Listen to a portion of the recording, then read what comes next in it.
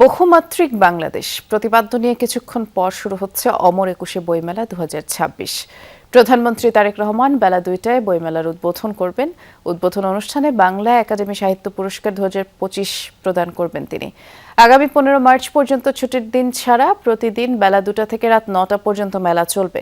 ড্রিঙ্কও এখন Real fruit pulp ও নাটে চেলি সহ নতুন প্যাকে নতুন স্বাদে। রাত 8:30টার পর নতুন করে কেউ মেলা প্রাঙ্গণে প্রবেশ করতে পারবেন না। আর ছুটির দিন বইমেলা চলবে বেলা 11টা থেকে রাত 9টা পর্যন্ত। সাধারণত প্রতি বছর 1 ফেব্রুয়ারি বইমেলা শুরু হলেও এবছর নির্বাচনের কারণে দেরিতে শুরু হচ্ছে।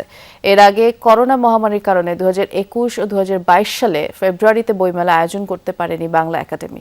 পবিত্র রমজান ও আসন্ন ঈদুল ফিতর ঘিরে ব্যবসায়িক ক্ষতির শঙ্কায় মেলায় অংশগ্রহণ করা নিয়েও প্রকাশকরা দ্বিধায় ছিলেন। শেষ পর্যন্ত শেষ মুহূর্তে স্টল ভাড়া শতভাগ মওকুফ সহ 3টি দাবি মানায় মেলায় অংশগ্রহণ করছে প্রকাশনা প্রতিষ্ঠানগুলো।